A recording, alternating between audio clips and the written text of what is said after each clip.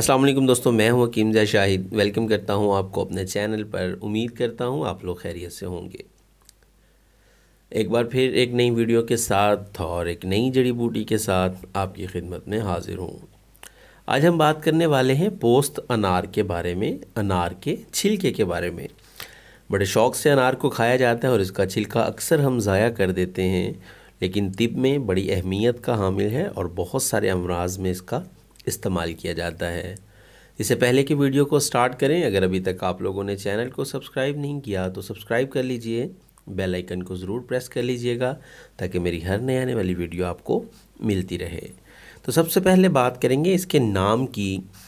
अरबी में कशरुर रुमान कहते हैं, फ़ारसी में पोस्त अनार कहते हैं, हिंदी ज़ुबान में इसे नस्पाल बुलाया जाता है और सिंधी में इसको दाड़ो कहते हैं। तो ये इसके नाम थे। बात करते हैं इसके मिजाज की, तो सर्द खुश्क मिजाज है इसका, सर्द खुश्क। और अब बात करते हैं इसके फ़वाइद की कि इससे क्या क्या फ़वाइद तिब में हासिल किए जा सकते हैं। तो सबसे पहले तो अगर आप लोगों के दांत हिलते हैं, मतलब उनमें दर्द होता है या हिलते हैं, हिलने की वजह से भी दर्द होता है, तो उसके अंदर इसको मुख्तलिफ़ जो मतलब मंजन होते हैं उनमें इस्तेमाल किया जाता है। मतलब मंजन के अंदर बतौर दवा इसको डाला जाता है दांतों की मजबूती के लिए। उसके अलावा जो मुंह पक जाता है या दाने वगैरह निकल आते हैं मुंह के अंदर, तो उसमें इसका पाउडर बनाकर उनके ऊपर छिड़का जाता है। इसके अलावा अगर बात करें हलक में जो वर्म आ जाता है, सोज आ जाती है, तो उसको ख़त्म करने के लिए इसके पानी से गरारे किए जाते हैं सोज को ख़त्म करने के लिए।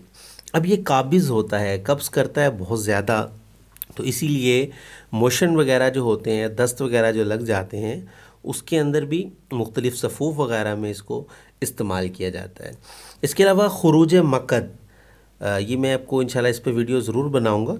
ये भी मसला अक्सर देखने में आता है कि मतलब जब आदमी पखाना करता है तो जो मकद का अंदरूनी हिस्सा होता है वो कुछ बाहर की तरफ आ जाता है, तो उसे खुरूज मकद कहा जाता है। अब उसमें इसका दो तरह से इस्तेमाल किया जाता है। एक तो इसके पाउडर को मतलब उस जगह पे छिड़का जाता है, ज़रूर किया जाता है, और दूसरा इसके पानी में उस मरीज़ को बिठाया जाता है। अब इसके अलावा अगर बात करें तो ये हाबिसुद्दम है, मतलब कि खून को रोकता है। तो इसे बवासीर खूनी में भी इस्तेमाल किया जाता है, खून रोकने के लिए। इसके अलावा सैलानुर रहम, औरतों में जो लिकोरिया हो जाता है और मतलब जो उनको मेंसेस वगैरह ज़्यादा होते हैं, उसमें भी इसको इस्तेमाल किया जाता है। अब बवासीर वाले मरीज़ को, जैसे मैंने पहले बताया, खुरूज मकद के अंदर इसको मतलब उस पानी में बिठाया जाता है, इसके पानी में मतलब इसको पानी में जोश देकर, इसी तरीके से बवासीर वाले मरीज़ को भी उसी तरह से पानी में बिठाया जाता है। इसके मतलब जो इसका पानी बनाया जाता है इसको पकाकर, उसके और भी बहुत सारे फ़वाइद हैं। अब जिन लोगों को पेशाब ज़्यादा आता है, बार बार आता है, उसमें भी उनको आबेज़न मतलब उस पानी में बिठाया जाता है। अब बच्चों में भी इसका इस्तेमाल किया जाता है। बच्चों को जो काली खांसी हो जाती है उसमें अजवाइन और नमक स्याह और ये तीसरी चीज़ जो होती है उसमें ये नस्पाल, मतलब कि अनार का छिलका, ये इसका जुशांदा बनाकर बच्चों को पिलाया जाता है ताकि जो है उनकी काली खांसी दूर हो सके। तो ये थे इसके फ़वाइद। तो अब अगर इसके मुज़र की बात करें तो सर्द मिजाज जिन लोगों का होगा उनके लिए ये मुज़र है।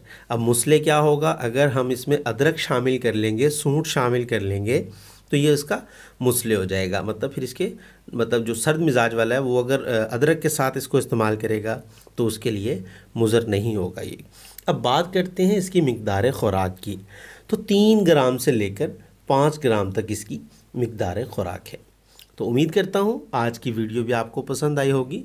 अगर पसंद आई है तो लाइक कीजिएगा, शेयर कीजिएगा, ताकि आपके साथ साथ दूसरों का भी फ़ायदा हो जाए। तो आज के लिए इतना ही था। मिलते हैं किसी अगली वीडियो में। हकीम ज़ा शाहिद को इजाज़त दीजिए। अल्लाह हाफ़िज़।